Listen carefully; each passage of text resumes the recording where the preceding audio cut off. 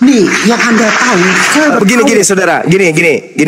Coba saudara coba saudara baca Mazmur 147 nomor 19 dan nomor 20. Silakan bisa nggak kita berdiskusi sampai saya bilang silakan. Anda mau bohong kan bisa? Sama saya bisa nggak sekarang malam ini?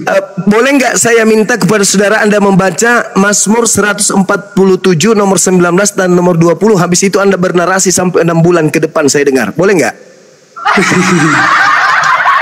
Boleh nggak Anda bacakan? Juga nih, saya disuruh 72 hari sama Bang Handi itu. Ya, saya cuma 6 bulan aja, nggak usah terlalu lama. Coba Anda bacakan Mazmur 147 nomor 19 sampai nomor 20.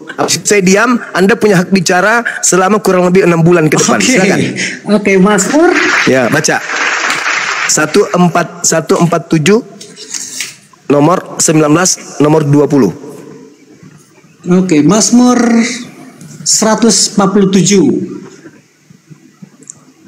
19. Ia memberitakan firman-Nya kepada Yakub, ketetapan-ketetapannya dan hukum-hukumnya kepada Israel. Ia tidak berbuat demikian kepada segala bangsa, dan hukum-hukumnya tidak mereka kenal. Haleluya. Terus bangsa Romawi dan bangsa Yakub sama enggak? Oke, saya jawab ya. Ya, sama enggak? Saat itu, ya bukan saat itu. Sama atau tidak? Dulu saya mau jawab, tadi katanya saya punya hak ngomong 6 bulan, baru ya. 2 kalimat dipotong. Anda tanya saya tadi. Ya udah, berarti boleh nggak Anda baca ulang sekali lagi? Oke. Ya. Ia memberitakan firman-Nya kepada Yakub.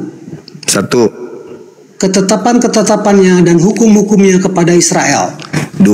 Ia tidak berbuat demikian kepada segala bangsa, dan hukum-hukumnya tidak mereka kenal. Terpujilah Sang Ilahi. Silakan. Anda paham tidak apa maksudnya itu? Saya ngerti, saya paham. Apa maksudnya ayat itu apa? Ya, maksudnya saat itu Sang Ilahi menurunkan firman-Nya kepada bangsa Israel yang menyembah ilah Abraham, ilah Ishak, dan ilah Yakub. Itu maksudnya. Dan tidak memberikan hukum itu kepada bangsa lain. Ya, oke. Sekarang saya akan kasih analogi nih, Bang. Ya, tunggu dulu. Dan tidak memberikan hukum itu kepada bangsa lain. Arah tujuan Abang kemana saya ngerti. Iya, jelasin dulu dong. Dan tidak memberikan hukum itu kepada bangsa lain, betul? Oke, saat itu begitu, Bang. Ya. Ya, setelah ketawa. Dia ketawa.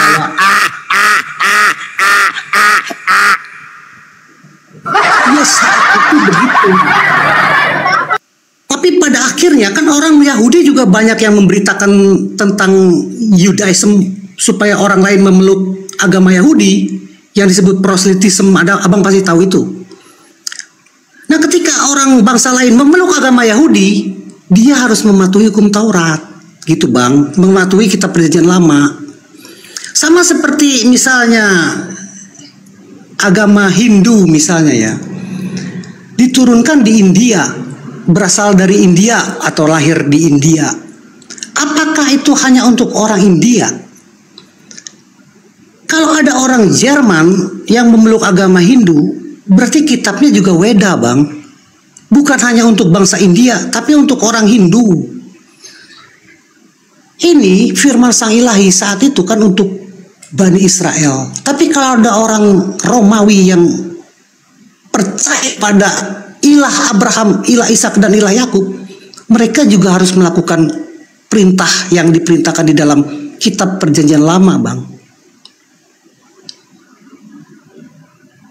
Oke, itu aja. Silakan. Kasih 6 bulan ke depan pun.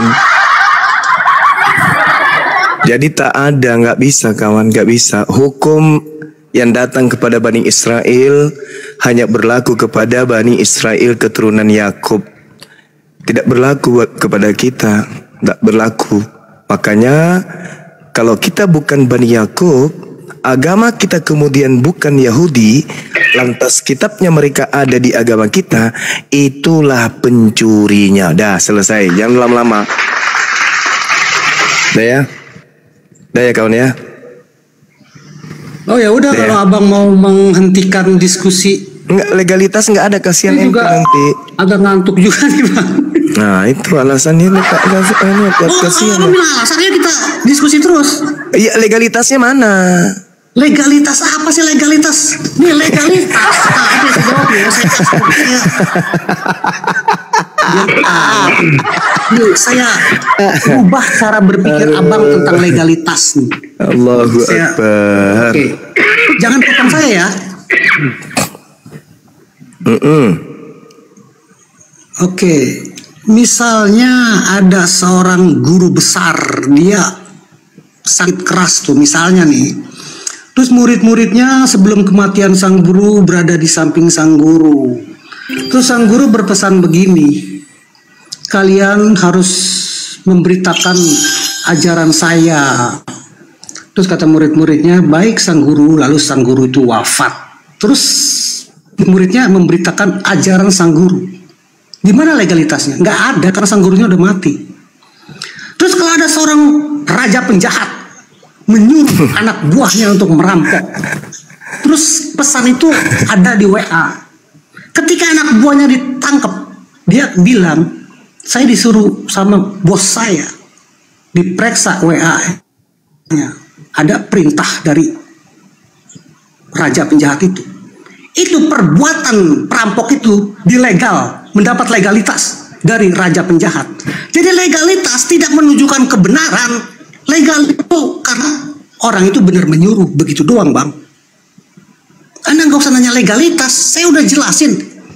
Kami dari akar yang sama, kami percaya kitab perjanjian lama. Kami percaya ilahi yang menciptakan segala sesuatu di kitab kejadian, itu adalah sang ilahi yang mengutus Yesus. Dan kami percaya sang ilahi yang berfirman kepada nabi-nabi di kitab perjanjian lama adalah sang ilahi yang mengutus Yesus. Jadi kami percaya dengan Alkitab perjanjian baru dan kitab perjanjian lama. Orang Yahudi yang tidak percaya Yesus, dia tidak percaya perjanjian baru. Dia hanya percaya kepada kitab perjanjian lama. Itu masalah Yahudi, bukan masalah saya. Silakan. Jadi kalau ada sebuah kerajaan memiliki buku warisan dari leluhurnya, kemudian ada seorang prajurit dalam kerajaan itu mencuri, mengambil kitab itu, boleh tidak dia beralasan saya nggak mencuri karena saya berasal dari kerajaan tersebut? Boleh nggak? Boleh nggak seorang Bugis mengambil barangnya orang karena sesama Bugis? Nggak boleh kan? Apatah lagi ini berbicara mengenai keturunan biologis. Ulangan 33 nomor 4. Hukum Torah itu adalah milik hak kepunyaan Yakub. Tak boleh diganggu gugat. Jadi tak ada alasan. Tak ada alasan untuk dijadikan sebagai sandaran. Oh iya, pantas, wajar. Oh kami ini kan akarnya sama. Loh, jadi kalau akarnya sama-sama orang Makassar boleh mencuri karena dia, oh saya kan orang Makassar, saya tidak mencuri. Ini kan barang di Makassar ini, saya ngambil di Makassar, saya kan orang Makassar juga, ini buktinya. Jadi boleh gitu, ngambil barang orang hanya karena akarnya sama. Ini kita berbicara mengenai siapa pewaris dari Yakub. Itu sedangkan Kristen bukan pewaris. Kristen ini adalah sekte di luar Yahudi, Bani Yakub. Dalilnya di mana? Kisah Para Rasul 24 nomor 5. Paulus ini adalah penyakit sampar yang menyesatkan orang-orang Yahudi di seluruh dunia orang beradab, dan dia adalah tokoh dari agama Kristen. Itu loh. Jadi kalau hari ini Anda menempelkan kitabnya orang Yahudi kepada kitab saudara, bagus kelihatannya. Orang yang tidak paham ilmu akan takjub, oh Kristen ini ternyata dari Yahudi ya.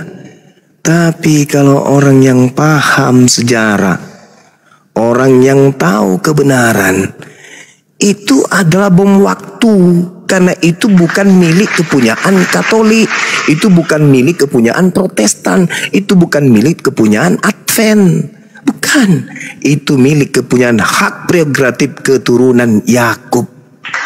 Kecuali Anda ingin mengatakan begini bang, sebenarnya kalau kitab Tanak ya kami tidak punya hak, itu milik Bani Yakub. Tapi kan terjemahannya sah-sah saja toh kami pakai. Ah itu baru sah-sah saja kan? Ya iya, sah-sah saja Anda pakai terjemahan, karena terjemahan itu bukan firman Tuhan. Itu hanya upaya manusia untuk mengerti firman Tuhan, itu terjemah. Silakan Anda pakai terjemahannya, tapi itu bukan firman Tuhan. Dan itu hanya diambil dari terjemahan kitabnya agama lain. Apa marwah dan harkat, martabat, harga diri sebuah agama kalau begitu keadaannya? Ternyata agama ini berdiri dari hasil terjemahan kitab agama lain. Apa? Mau petantang-petenteng, kami ini adalah nggak ada yang selamat. Apa pula kau ngomong keselamatan sementara kitabmu hanya terjemahan dari agama orang? Jadikanlah seluruh bangsa menjadi pengikutku. Apa pula kau menjadikan kami sebagai pengikut sementara pengikut menggunakan terjemahan dari kitab agama lain? Itu loh bang. Jadi bukan apa ya, bukan. Karena ya gimana ya, Islam itu datang, Al-Quran itu datang untuk meneguhkan, mengukuhkan, menguatkan keberadaan kita. Al-Quran itu mengatakan kullil ladina kafaru satughlabuna wa tuhsyaruna ila jahannam. Orang kafir tetap aja kalah, pasti kalah. Dalam hal akidah, dalam hal berbicara mengenai keyakinan, kalah pasti. Kenapa? Karena patokan yang mereka pakai itu adalah syahwat, nafsu dunia saja. Sederhana bung. Kenapa saya katakan keinginan dunia saja? Lah kitabnya aja coba lihat. Apakah itu wahyu dari Allah kepada mereka? Bukan. Itu terjemahan dari kitab yang datang untuk Bani Israel, yang spesial untuk Bani Israel. Coba saudara, coba ini ya. Coba. Ada sebuah perintah yang diwajibkan kepada seorang mahasiswa misalnya. Bagaimana seorang mahasiswa kedokteran diperintah kemudian, diberikan tugas kemudian untuk melaksanakan uji terhadap DNA seorang mayat. Pantas nggak itu saya bilang seorang mayat? Sebujur mayat. Ada kemudian bukan fakultas kedokteran mendengarkan juga perintah itu pas mereka lewat, kemudian padahal dia adalah fakultas bahasa daerah misalnya, jurusan bahasa daerah, lewat di ruangan fakultas kedokteran mendengarkan tita, besok kalian harus memeriksa limpa jantung daripada mayat tersebut. Hasilnya harus kalian catat dan harus kalian praktekkan kemudian bagaimana caranya mengurai komponen-komponen yang ada di dalamnya. Jam 3 subuh kalian harus mulai bekerja. Siap dosen. Tiba-tiba jurusan fakultas bahasa daerah lewat. Karena otaknya miring, bocor halus, pagi-pagi jam 3 dia juga ke kamar mayat.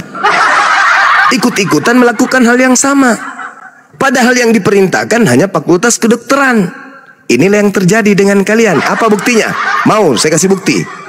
Baca Galatia 3 nomor 13. Nah ini coba. Seperti orang yang jurusan bahasa daerah tadi. Bukan dia yang diperintah, dia yang merasa. Galatia 3 nomor 13 apa bunyinya? Kristus telah menebus kita dari kutuk hukum Taurat dengan jalan menjadi kutuk. Coba. Sejak kapan orang Kristen dikutuk dari hukum Taurat? Ayo. Sejak kapan hukum Taurat berlaku untuk orang Kristen? Tidak pernah toh? Lalu kenapa Yesus mati untuk kalian? Hehehehehe. Coba. Inilah yang dibilang jurusan bahasa daerah yang diperintah adalah jurusan kedokteran. Ikut-ikut juga dia pergi kemudian periksa mayat. Bukan limpahnya yang diobo-obo, nya si mayat yang diobo-obo. Ini yang terjadi hari ini. Ini yang terjadi. Yesus menebus kita dari kutuk hukum Taurat. Cak Ayu, orang yang makan babi bukan Yahudi tidak haram. Paham? Ketika perintah Imamat 11 nomor 7 datang kepada Bani Israel, jangan engkau makan babi karena itu haram bagimu. Orang di luar Bani Israel mau makan babi, mau tidur dengan babi, mau nikah dengan babi, mau apapun dengan babi, tak haram. Karena perintah itu hanya untuk Bani Israel. Ketika kemudian orang Roma, orang Katolik, orang Yunani, apapun itu di luar Yahudi makan babi, emang gak ada aturan untuk mereka agar jangan makan babi. Ini bukan dia yang diperintahkan. Yesus pula mati untuk membatalkan babi kepada dia. Sejak kapan babi haram untuk Kristen? Kan lucu.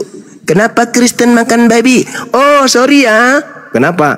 Karena di dalam Matius 15 Yesus mengatakan apa yang masuk ke dalam mulut itu tidak menajiskan, tapi yang keluar dari mulut itu yang menajiskan. Emang sejak kapan di luar Yahudi ada aturan yang masuk ke dalam mulutmu itu babi, ini itu jangan kau makan? Kapan? Kan tidak ada perintahnya. Jadi di luar Yahudi kau mau masuk di mulut babi kek, anjing, monyet, sandal jepit, tutup panci, pelek sepeda, nggak ada larangan. Ngadi-ngadi kan? Itulah yang kubilang kawan. Anda mengambil hukum dari agama lain, lalu kemudian Anda gunakan itu. Seibarat saya Bang Suma lulus Satpam, Anda tidak lulus Satpam. Saya punya sertifikat Satpam, Anda tidak punya. Ketika saya menangkap pencuri di area saya bekerja, Anda ikut-ikutan menampar orang yang mencuri sendal, penganiayaan. Tapi saya menggunakan baju Satpam juga Bang Suma. Ya tapi kan Anda ilegal, Anda nggak pendidikan, cuman menggunakan pakaian Satpam ajanya. Inilah yang terjadi. Untuk itulah Kristus telah menebus kita dari hukum Taurat dengan jalan menjadi kutuk. Siapa yang ditebus dari kutuk hukum Taurat? Kami dong Kristen. Sejak kapan hukum Taurat untuk Kristen? Ya, kan lawak-lawak kata sang debater. Nah inilah yang terjadi saudaraku hari ini. Kalian mengikat diri kalian dengan hukum agama lain dengan mengambil terjemahan kitabnya orang. Itu namanya sibuk sendiri. Makanya kata Yesus, enyahlah daripadaku kalian semua pembuat kejahatan, aku tidak mengenal kalian. Itu namanya SKSD apa? Apa namanya itu? Yang sok akrab, sok dekat. Saya kira begitu saudara, silakan nggak usah lagi dilanjut karena kurasa nggak ada lagi jawaban dan Anda tidak akan mungkin bisa memberikan satu narasi yang bisa meloloskan bahwa kalian mengambil kitabnya agama lain tanpa sah, tanpa ada legalitas dari Tuhannya Yahudi, nabi-nabinya Yahudi, rabi-rabinya Yahudi. Kalian sibuk sendiri, seibarat jurusan bahasa daerah, ikut-ikut kemudian melakukan penyelidikan tentang seorang jenazah. Demikian dari saya. Dah, kita tutup atau gimana? Masih mau ngawur atau gimana kawan? Ancuran. Kita sapa dulu Guna. Masih mau ngawur atau gimana? Saya masih mau ngawur. Oke. Saya narasi dulu silakan ya. Ngawurnya dimulai silakan. Oke. Bentar dulu. Terkomentar gitu. Ini ada datang ini teman-teman. Yesus selamat malam. Islam Kristen. Malam. Yesus. Kristen Bang. Ya, gantian Bang mau komentari biar kayaknya tadi udah kayaknya. Silakan Bang. Saya penutupan dulu dong Bang Datuk. Oh, ya udah. Datuk kasihani belum, silakan. Kita kasih haknya belum. Silakan saudaraku, silakan saya. Kita dengarkan. Mohon izin Datuk tanpa mengurangi rasa hormat. Beri kasihan dia tadi, kasihan dia sudah kencing di celana itu. Lanjut Bang, lanjut. Iya, narasi Bang Juma malam ini kurang tajam tuh. Padahal saya berharap narasi beliau tajam seperti sebelum-sebelumnya. Jadi kalau Bang Juma mau menyudahi diskusi ya saya setuju karena saya ngantuk dengerin narasi dia yang tidak tajam. Silakan. Nah, cuma itu aja kan. Iya kan aku bilang kasih waktu. Karena aku nggak bisa lagi ngomong apa. Oke, YouTubein ya. Terima kasih semuanya. Oke, 12.000 lebih tembus tuh. Jangan lupa sebelum buka toko. Pergi udah. Allahu Akbar. Masuk Mas Eko. Lanjut. Ya, Yesus selamat malam Yesus. Ya malam Bang. Kristen Bang ya. Oke lanjut Bang dengan guru kami. Silakan lanjut. Iya, ya lucu-lucu juga sih. Tapi memang Bang Zuma ini saya akui dia jenius ya untuk soal berbicara. Cuman gini Bang, boleh bertanya untuk agama terbesar di dunia apa ya saat ini Bang Zuma? Kalau terbesar di dunia itu Kristen kayaknya ya. Kalau digabung semua sekte yang ada berapa ribu sekte itu, Kristen nyembah Yesus itu yang banyak dibandingkan Islam yang datang kurang lebih 700 tahun setelahnya. Ada apa, Bang? Nah, jadi maksudnya untuk kitab itu, menurut pandangan saya sih, kalau memang kitab itu ada kekeliruan atau mungkin bagaimana ya, apakah mungkin dari sekian banyak penganut itu apakah ada yang keliru juga, Bang? Gitu loh maksudnya. Oke, baik saudara. Terima kasih banyak nih atas pertanyaan saudara karena Anda bertanya tentang ini. Kalau di dalam pendalaman materi nih keagamaan Islam, karena kita berbicara cakupan dua agama, di dalam Islam diterangkan kemudian bagaimana iblis itu bersumpah di hadapan pencipta langit dan bumi untuk menyesatkan seluruh anak keturunan Adam, dan kata iblis di hadapan Tuhan, hanya sedikit yang akan engkau dapati menjadi hambamu yang mukhlis, yang ikhlas beribadah kepadamu. Itu janji iblis di hadapan Tuhan. Aku akan menjadikan keturunan Adam menjadi pengikutku semuanya. Itu kata iblis. Akan kubuktikan kepadamu ya Rabb. Itu karena iblisnya ini kan ditanya oleh Allah, apa yang menjadikan engkau tidak mau bersujud kepada Adam yang kuciptakan dengan kebesaranku dan kekuasaanku sendiri? Apakah karena engkau sombong? Ketika aku perintahkan sujudlah kalian, maka semua malaikat itu sujud illa iblis. Istakbara wa kana minal kafirin. Ia iblis menyombongkan diri dan termasuk orang kafir. Lalu Allah bertanya, wahai iblis, ma mana'aka an tasjuda lima khalaqtu biyadah? Apa yang menghalangi engkau sujud kepada yang aku ciptakan dengan kekuasaanku? Apakah karena kamu merasa dirimu lebih tinggi? Iblis mengatakan, ana khairum minhu, aku lebih baik dari Adam. Aku kau cipta dari api, dia dari tanah. Maka Allah mengatakan kepada iblis, kalau begitu alasannya, fakhruj minha, keluarlah kamu dari surga. Wa inna alaika laknati ila yaumiddin, dan aku melaknatmu, aku mengutukmu sampai hari pembalasan. Iblis mendengar itu, iblis mengatakan, Rabbi fa'anzirni ila yaumil yub'atsun. Kalau begitu ya Tuhanku, panjangkan usiaku sampai dibangkitkan kembali, sampai hari kebangkitan maksudnya. Allah menjawab, fa innaka minal mumsarin. Oke, kata Allah, aku tangguhkan, aku panjangkan umurmu sampai kemudian hari kiamat. Nah, lalu kemudian iblis mengatakan, fa bi izzatika la uqiyannahum ajmain. Kita sudah sepakat kemudian, demi kemuliaanmu maka aku akan menyesatkan Adam dan seluruh keturunannya, illa ibadaka minhumul mukhlasin, kecuali di antara mereka yaitu hamba-hambamu yang terpilih, mereka yang ikhlas beribadah kepadamu. Jadi kalau Anda mengatakan kemudian banyak Kristen, iblis memang bersumpah akan menyesatkan banyak keturunan Adam. Itu satu, itu dari Al-Quran. Sekarang mari dari ajaran Yesus. Apa kata Yesus? Waspadalah kepada penyesat yang datang kepadamu, yang akan datang kepadamu dengan memakai namaku dan berkata akulah Kristus. Dia akan menyesatkan banyak orang. Jangan pungkiri itu, Bang. Itu ucapan Yesus dan harus tergenapi. Matius 24 nomor 4 nomor 5. Waspadalah kepada penyesat, sebab banyak orang yang akan datang dengan memakai namaku, Yesus, dan berkata akulah Kristus. Dia akan menyesatkan banyak orang. Jadi kalau hari ini ada Kristus yang dikatakan oleh Yesus akan menyesatkan banyak orang, dan hari ini kita menemukan ada Kristen di mana Kristen adalah pengikut Kristus, maka tergenapi sudah apa yang disampaikan oleh Yesus dalam Matius 24 nomor 4 nomor 5. Kristus itu menyesat banyak orang. Artinya banyak orang ini adalah pengikut Kristus, disingkat Kristen. Maaf nih Bang, maaf. Mungkin saya salah, mungkin saya keliru. Tetapi kalaupun saya salah, saya keliru, karena Anda percaya itu ucapan Yesus, tolong tunjukkan pengikut Kristus yang banyak selain Kristen itu mana? Oh, kami Kristen Bang, kami pengikut Kristus. Oke, Yesus mengatakan akan banyak orang yang disesatkan oleh Kristus. Orang banyak ini disesatkan menjadi pengikutnya. Berarti pengikutnya bernama Kristus, bernama Kristen atau pengikut Kristus. Nah, tapi kalau Anda mengatakan bukan kami loh bang, oke, baik.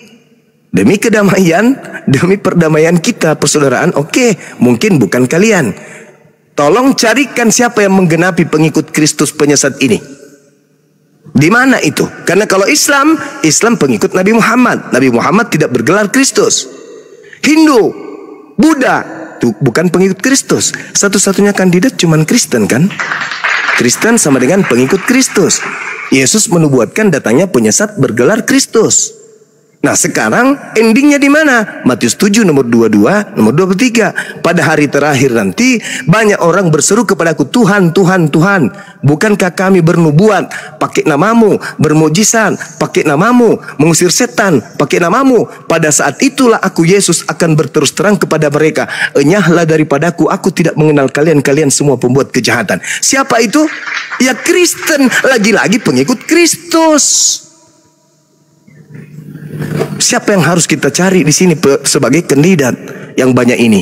Karena dia mengatakan dia akan menyesatkan banyak orang. Mana banyak orang yang disesatkan oleh Kristus kalau bukan Kristen?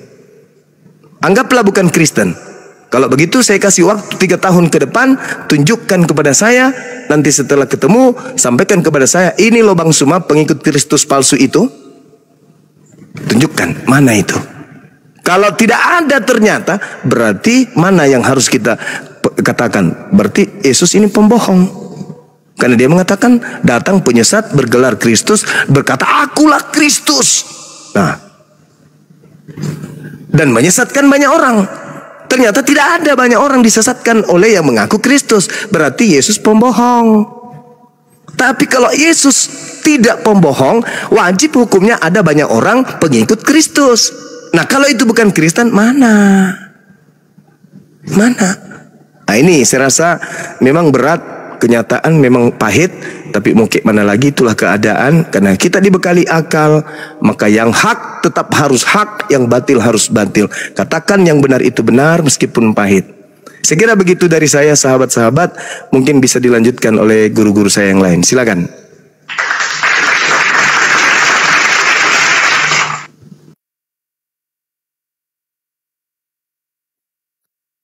Ya, lanjut Bang. Ya, itu pertanyaan itu sih ya oke lah kalau pendapat Bang Suma kayak gitu nggak apa-apa. Itu kan pendapat dia. Terus kalau untuk kitab ini kan menurut Bang Suma bahwa kita Kristen ini kan mencuri dari Yahudi. Ya nggak apa-apa.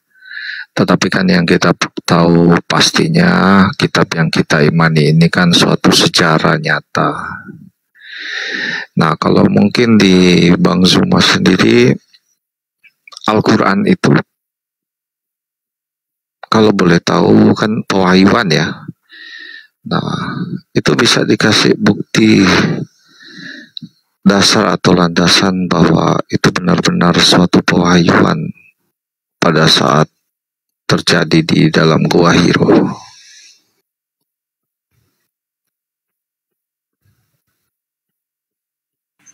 Iya, jadi gini saudara, baginda Rasulullah Muhammad Sallallahu Alaihi Wasallam itu hidup di tengah-tengah bangsa jahiliyah, bangsa yang beringas, yang tidak berpendidikan, dikenal di dalam kitabnya Yahudi sebagai bangsa yang tidak dianggap sebagai umat, bangsa yang jahil, yang bodoh, barbar. Makanya Nabi Muhammad datang kemudian melembutkan mereka. Ketika Nabi Muhammad datang, bukan sehari, 2 hari, 3 hari, setahun, bukan. Nabi Muhammad 63 tahun kemudian hidup di tengah-tengah mereka. Selama 22 tahun proses pewahyuan berada di tengah-tengah mereka. Kalau itu bukan pewahyuan, maka sudah pasti Islam tak ada. Tapi karena mereka menjadi saksi seluruhnya, keluarganya, tetangganya, orang sekampung, tetangga kampung, tetangga kota, mereka menjadi saksi akan kenabian dan kerasulan baginda Rasulullah Muhammad sallallahu alaihi wasallam, maka mereka beriman kepada beliau. Itu fakta real. Nah, terkait dengan Al-Quranul Karim, Nabi Muhammad tidak ada literasi, tidak ada kemudian sejarah di luar Islam atau di dalam Islam, di luar dari yang cinta beliau dan di dalam dari yang membenci beliau, yang memberikan riwayat atau mengkisahkan Nabi Muhammad pernah belajar sejarah. Nabi Muhammad pernah pergi ke Yerusalem, belajar kepada orang Romawi, belajar filsafat, belajar tentang mantik, belajar tentang alam, belajar tentang pendidikan, peperangan dan seterusnya. Nabi Muhammad hanya mutar-mutar di Mekah, Madinah, Mekah, Madinah, Mekah, Madinah. Tapi beliau kemudian bisa mengurai isi langit, bisa mengurai isi bumi. Perut bumi kemudian diumbar melalui Al-Quranul Karim. Bahkan orang yang masih ada di dalam perut rahim manusia diuraikan 1400 tahun silam dan baru ditemukan di dekade ini kemudian ilmunya. Kalau ini bukan pewahyuan, lalu apa namanya? Al-Quran mengatakan, wa kadzalika auhayna ilaika ruhan min amrina ma kunta tadri mal kitab walal iman walakin ja'alnahu nuran nahdi bi man nasya'u min ibadina wa innaka latahdi ila siratim mustaqim. Demikianlah aku pencipta langit dan bumi mewahyukan kepadamu wahai Nabi Muhammad ruh berupa Al-Quran dengan perintahku. Sebelumnya engkau tidak mengetahui apakah Al-Quran itu, sebelumnya engkau tidak mengerti apa iman itu, tetapi dengan Al-Quran itu yang adalah cahaya, dengan cahaya itu aku memberi petunjuk kepada siapa yang aku kehendaki di antara manusia. Dan sungguh engkau wahai Nabiku Muhammad benar-benar membimbing manusia kepada jalan yang lurus. 1400 tahun silam kaidah ayat suci ini sudah ada. Coba Anda lihat. Anda lihat bagaimana umat Islam dalam berakidah, dalam beragama, dalam prosesi ibadah. Sebentar lagi bulan suci Ramadan. Sedunia kemudian orang akan sujud tunduk mengadakan bulan suci Ramadan. Sedunia. Dari seorang ummi yang tidak berpendidikan, bukan dari bangsa yang kemudian punya peradaban yang maju seperti Romawi, seperti Yunani, seperti Yahudi, Israel dan seterusnya, bukan. Dari bangsa jahiliyah. Coba. Tak ada yang bisa memungkiri itu. Tapi yang Anda katakan Tuhan, maaf nih, yang Anda katakan Tuhan, di mana Tuhan dalam perspektif orang Indonesia, sang penguasa, sang maha dahsyat, sang maha perkasa, tak mampu menjadikan Yerusalem menjadi Kristen pengikutnya. Menjadi pengikutnya, jangan menjadi Kristen. Karena Kristen ini ditopang oleh kekuatan kekaisaran Romawi. Cangkangnya, kukunya, kekuasaannya itu sudah separuh bumi pada saat itu kemudian. Sehingga Katolik, Kristen ini cepat kemudian berkembang bukan karena Yesus, tetapi karena Katolik ini ya adalah satu agama kerajaan adikuasa pada saat itu. Sehingga dengan mudah Katolik, kekaisaran Katolik Imperium Romawi menekan semua negara jajahannya untuk mengikuti kepercayaannya, yaitu Katolik. Yesus mengajarkan tentang Torah, Tanakh, mengajarkan bagaimana kemudian mereka menjalankan perintah-perintah Tuhan. Tapi Yesus gagal. Nabi Muhammad masih kerajaannya sampai hari ini berjaya. Kalau itu cuman karangannya, Fir'aun mengarang, hancur, penguasa, dia menganggap dirinya Tuhan, mati, hancur. Mana pengikutnya? Habis, ludes, dimakan alam. Qarun, orang kaya sedunia, mana hartanya, mana pengikutnya? Hancur, lebur. Nabi Muhammad orang biasa-biasa saja, tapi karena yang dibawa adalah pesan langit, sampai hari kiamat pesan langit itu tidak akan pernah goyah, ditimpa oleh perkembangan zaman dan buyar oleh pergeseran masa demi masa. Itu tak akan mungkin. Jadi apa yang harus kita katakan kepada Nabi Muhammad? Apakah dia orang pintar, orang cerdas? Oh, enggak mungkin. Sekarang ilmu dapat kita terima dari internet, zaman digital, ilmu pengetahuan berkembang dengan pesatnya. Sampai orang punya titel S1, S2, S3, S4, S tontong, S5, profesor. sampai bulu alis, botak dan segalanya untuk berpikir. Tapi meskipun ada hasil risetnya kemudian pasti punya kelemahan. Bukunya pasti punya kelemahan. Pasti ada koreksi mengoreksi. Pasti ada timpali menimpali. Pasti ada sanggah menyangga. Tapi Al-Quran siapa yang mampu sanggah? Ilmu apa yang kita bisa pakai untuk menyanggah Al-Quran? Disiplin ilmu seperti apa yang bisa kemudian membuat Al-Quran itu hanyut? Profesor dari mana yang kemudian bisa mematahkan argumentasi Quran? Tak ada. Itu bukan sehari, setahun, 10 tahun, satu zaman, enggak, satu abad, enggak. Ini sudah 1400 tahun. Indonesia merdeka berlandaskan kepada ajaran Al-Quran. Dasar pijakan kenegaraan kita Al-Quran. Nuansa ruang persatuan rakyat Indonesia Al-Quran. Atas berkat rahmat Allah yang maha kuasa dan seterusnya, bla bla dan seterusnya, Al-Quran. Lalu hanya orang yang memperbodoh dirilah yang kemudian yang tidak mau menerima kebenaran Islam. Inilah yang dikatakan oleh Al-Quranul Karim, bahwasanya orang yang telah datang padanya Islam tapi tidak menerima Islam itu adalah orang yang zalim. Wa man azzamu mimman iftara 'ala Allahil kadhiba wa huwa yud'a ilal Islam wallahu la yahdil qaumaz zalimin. Siapakah yang lebih zalim daripada orang-orang yang mengada-adakan kebohongan terhadap pencipta langit dan bumi, padahal dia sudah diajak kepada dinul Islam. Dan Allah tidak akan memberi petunjuk pada orang-orang yang zalim. Sudah ketemu Islam tapi masih jahil, masih zalim. Subhanallah. Itulah orang yang seburuk-buruknya orang. Sudah ketemu Islam. Kalau dulu orang masih kemudian tidak menyembah kepada pencipta langit dan bumi dengan prosesi ibadah yang sempurna, dengan rukun syariat, aturan yang indah, wajar. Islam belum datang, wajar mereka masih sesat. Wajar kemudian mereka maksiat, masih belum ada Islam, wajar. Tapi ketika Islam datang, diutus oleh Allah, litubayyina linnasi, masih ada orang menyembah kepada sesamanya manusia. Itulah yang dikatakan Al-Quran, ulaika hum syarrul bariyah. Masih ada orang kemudian hidup tanpa aturan. Itulah yang Al-Quran katakan, ulaika hum syarrul bariyah. Saya kira begitu saudara. Di tempat saya ini sudah layaknya saya minum kopi dan campur masako, dan kelas saya akan kembali kepada guru saya Dinda Tahta dan yang lainnya. Terima kasih sudah bertanya. Silakan kalau ada sanggahan, saya tidak ada kewajiban untuk menjawab, saya mendengarkan saja, nanti adik saya Tahta atau yang lain untuk menjelaskan lebih jauh. Saya kira begitu dari saya sahabat-sahabat sekalian. Mohon maaf ketika ada ucapan yang kurang berkenan. Apa yang benar dari lisan saya itu semata-mata dari Allah, dan yang keliru itu datangnya dari Bang Suma yang manusia fakir ini. Subhanakallahumma bihamdi asyhadu an la ilaha illa anta astaghfiruka wa atubu ilaih. Salam tauhid, salam satu Tuhan. Jayalah Islamku, jayalah Indonesia kita. Assalamualaikum warahmatullahi wabarakatuh.